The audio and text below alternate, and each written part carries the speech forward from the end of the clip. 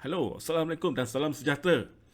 Okey, dalam video pada kali ini saya akan menerangkan pula mengenai Seksyen B, Peperiksaan Pegawai Sains C41 dan Penolong Pegawai Sains C29. Jika anda belum lagi menonton video saya sebelum ini mengenai Seksyen A, Pegawai Sains, anda boleh klik link yang ada di ruangan description. Okey, tanpa melengahkan masa, jom kita ketahui mengenai Seksyen B.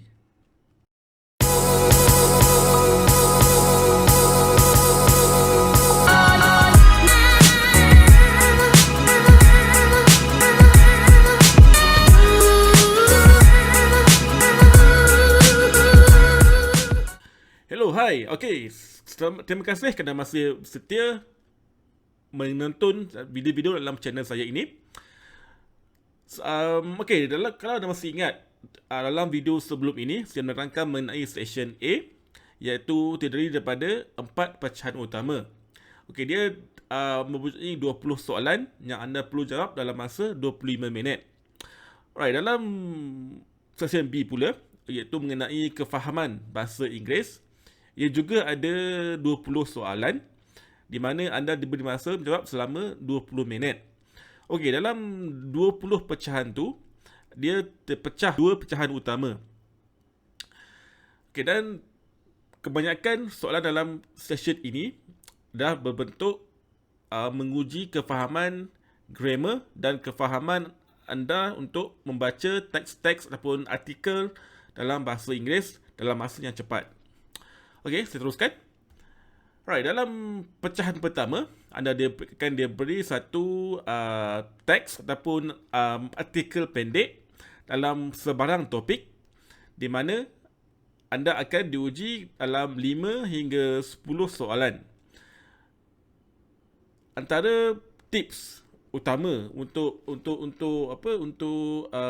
menjawab dalam section ini ataupun dalam pecahan ini adalah dengan membaca soalannya terlebih dahulu. Sebab bila anda dah baca soalan, anda dah dapat tangkap sedikit sebanyak apa jawapan ataupun apa artikel itu terangkan. Okey, kalau boleh, bila anda dapat ke bahagian ini, anda perlu baca soalan terlebih dahulu, baca seberapa pantas yang boleh, dan kemudian baru baca artikel. Okay, kalau anda ingat, dalam seksyen B ini, anda ada masa 20 minit untuk menjawab sebanyak 20 soalan. So, satu soalan akan jatuh dalam 1 minit. Okay, ada masa 1 minit untuk menjawab satu soalan. Kalau boleh, cuba jawab setiap soalan itu dalam masa kurang 1 minit. Okay, saya tunjukkan contoh soalan dalam pecahan pertama ini. Okey, ini adalah contoh soalan dalam pecahan yang pertama. Okey, anda melihat anda akan diberi dalam 2 ataupun 3 paragraf teks ataupun artikel dan 5 hingga 10 soalan yang berkaitan dengan artikel yang diberikan ini. Okey, semua jawapan ini yang saya beri ini, anda boleh dapat jawapannya melalui dalam artikel ini. Okay, anda jangan risau, slide ini saya akan beri linknya di ruangan description, di mana nanti anda boleh download dan anda boleh baca dan cuba fahami konsep ataupun skop soalan yang ditanya dalam pecahan pertama ini. Kemudian, untuk pecahan kedua, ia lebih kepada untuk menguji tata bahasa ataupun English grammar anda. Antara yang selalu ditanya dalam bahagian ini adalah seperti noun, pronoun, adjective, verb, adverb, conjunction, interjunction, preposition dan sebagainya. Untuk pecahan kedua ini akan memberi kelebihan kepada mereka yang biasa menggunakan English di luar, sama ada di tempat kerja ataupun di rumah ataupun biasa menonton filem-filem English ataupun biasa membaca novel dalam bahasa Inggeris. Okey, antara perkara yang anda perlu tahu mengenai section B ini adalah seperti yang saya tunjuki sekarang.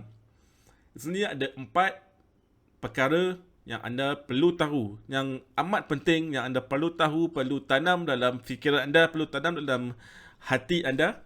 Keempat-empat perkara ini yang selalu ditanya dalam exam. Okey, yang pertama ialah pronoun ataupun kata ganti. Okey, ada boleh mungkin pada he tukar pada him tukar pada he, she tukar pada her tukar pada she, we, us. Kemudian noun, apa kata benda, one box, two boxes, two knives, two countries. Okey, kemudian verb ataupun kata kerja. Okey, drive, drove, slept, sleep, swim dan sebagainya. Dan kemudiannya adjektif ataupun kata sifat. Okey, these cups atau these cups. Cuba anda cari dalam internet ataupun cari nota-nota yang berkaitan dengan keempat-empat perkara ini. Sebenarnya, di sini saya tunjukkan antara contoh soalan untuk pecahan kedua ini. Kalau lihat, kebanyakan soalannya adalah untuk menguji past tense, present tense, noun, pronoun dan sebagainya. Okey, saya rasa sekian dahulu penerangan mengenai section B ini. Section B ini sebenarnya tak susah, dia simple saja. Dia hanya menguji kebolehan English anda. Biasanya dalam section ini, ramai calon akan habis awal.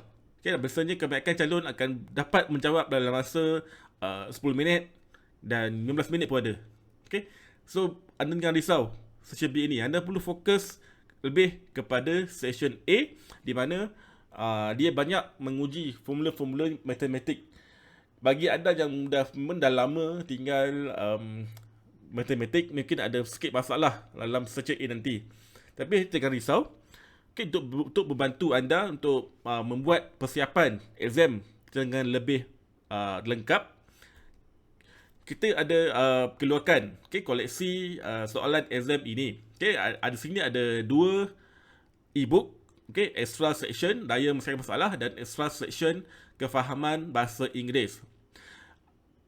Jumlah soalan yang ada dalam kedua-dua e-book ini adalah untuk daya menyelesaikan masalah ada 70 soalan dan extra section kefahaman bahasa Inggeris ada 65 soalan.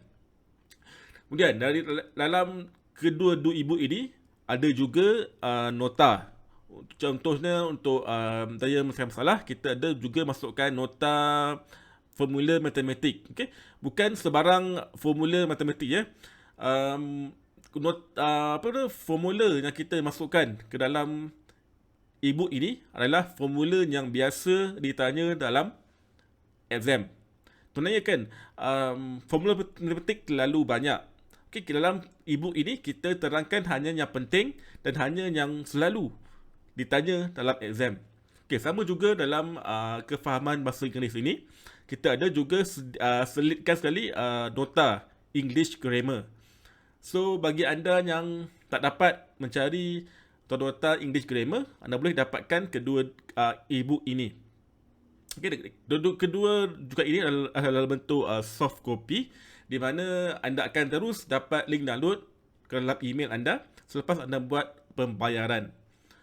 Untuk dapatkan kedua-dua rujukan ini, anda boleh terus pergi ke laman web www.pegawaisains.com. Okey, saya lupa. Okey, harga untuk satu e-book ini adalah RM40. Okey, satu e-book untuk daya menyelesaikan masalah RM40 dan kefahaman bahasa Inggeris juga RM40. Tapi dalam laman web ini kita terangkan combo istimewa di mana anda boleh dapatkan kedua-dua e-book ini dan juga beberapa e-book lain dengan harga yang package istimewa. Okey, untuk keterangan lanjut anda boleh klik ke laman web ini www.pegawaisains.com. Okey, saya rasa sekian dahulu penerangan saya untuk kedua-dua section, untuk section A dan section B.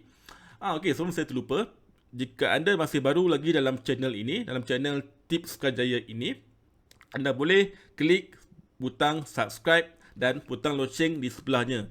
Nanti anda akan dapat notification setiap kali saya keluarkan video-video baru. Dalam channel YouTube ini, saya akan berkongsikan banyak tips-tips kerjaya dari segi penulisan resume, cara temu duga, cara hadiri temu duga dan sebagainya. Okay, saya rasa sekian dahulu. Sekian, terima kasih.